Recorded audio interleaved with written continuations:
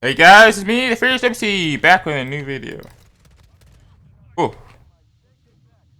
back with Loadout. Now, I haven't done Loadout in a while. Tossed together some live commentary sections into a video. The loadout I'm running today is based on movie Black Hawk Down, and the M4, the Colt M4s they were using. Actually, not sure if they're M4s or M16 carbine versions of the M16A2. In this corner. Oh, I did. Did I still win? That was actually close.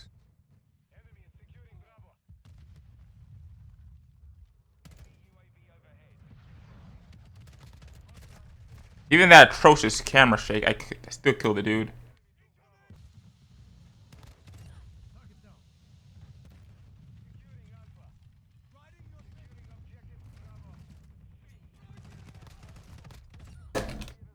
I treat now. Ask questions later. There's no M1911. I make do with the only other. I believe this is the only other 45 caliber rifle inside the game. Could be wrong. Don't quote me on that. But I think, my personal opinion, one of the best war films is Black Hawk Down. At least one's covering a sort of like Cold War era modern U.S. military. Jeez, that dude's fast. I mean, he has a star-studded cast, great acting, great cinematography. What's not to love? It's a non-stop action thriller start. And what I've heard is also fairly accurate to the events of what happened. Unlike a lot of other movies. I don't know if I necessarily hate 13 Hours. Actually, it's pretty fine. I like John Krasinski, I think how you say his last name.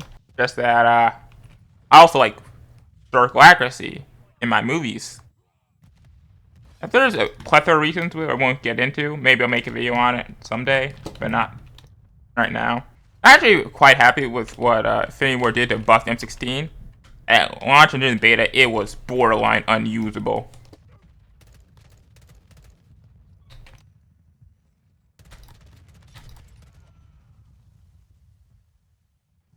And now it's actually very good. It's very decent. Not my favorite weapon in the game, but he can hold its ground. He can hold its ground.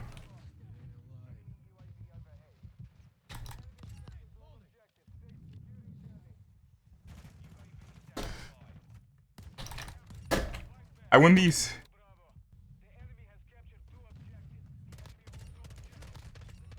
Higher corners. Field war tactics from Call of Duty. But contact my channel. I think primarily maybe it's going to be for moving away from the more gameplay oriented content videos, because I see they don't do very well on my channel. And move more towards the informational and Loadout series as the main pillars of my channel. I do plan to continue uploading because I do enjoy content creation. But it sucks seeing me put a ton of effort into making a video like the Battle video I just made, and having it severely underperform some of my even low effort videos like the tier list, which I'm actually kind of pissed has so much views, and I put absolutely no effort into it. That's just how the algorithm works. Typically, I try to always, what I'm going to try to do to incorporate some sort of history section in it, which I'm probably going to do post commentary, so I can record some, do some research, find out some information. What? Please game? Please don't crash my stream recording. And the game crashed. And I'll see you later in the next match. And I'm back. I was saying I'm going to incorporate a historical segment into my videos because, well, I'm a history nerd, and too. So it's just not pure gameplay, and you actually come away with the video learn stuff. However, because as I mentioned earlier, I need to do research. I do have a good understanding of the Battle of Mogadishu. I'm actually pretty excited for Season 2 of Modern Warfare 2019, even though I haven't played the game in a hot minute.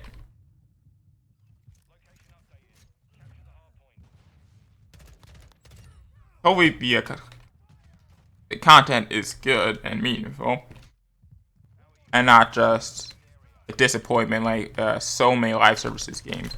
I don't know why games make players per to charge an handle. That is completely unnecessary as far as I know. I never shot a real AR platform.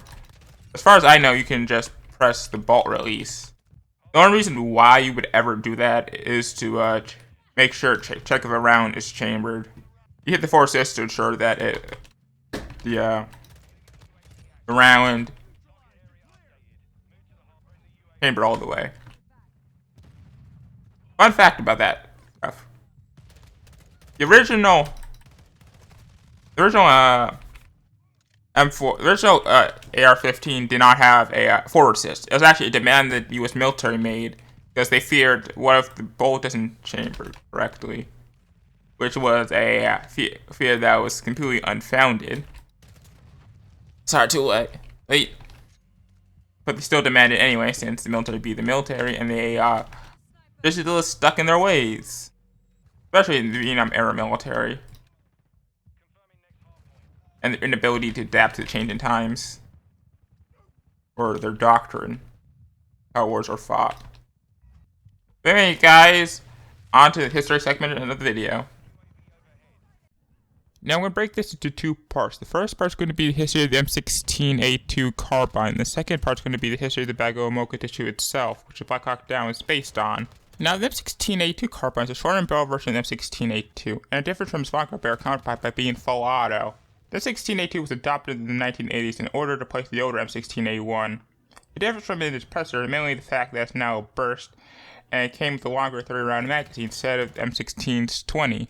Now, there's several other changes I won't get into, but the main thing is during the Vietnam War, leadership thought soldiers were wasting ammo and relying too much on full auto. To fix this, they removed full auto and replaced it with bursts, so that they later went back on the introduction of the M4A1. Now, the M16A2 carbine, or the Call 723, was actually bought by members of the Delta Force and not made on contract, and fulfilled basically the same purpose of the older CAR-15 as a rifle to be used by special operations. Now, the history about Mogadishu. I'm not going to go super in-depth into the matter. I'm just a guy on the internet who makes niche Battlefield and Call of Duty videos.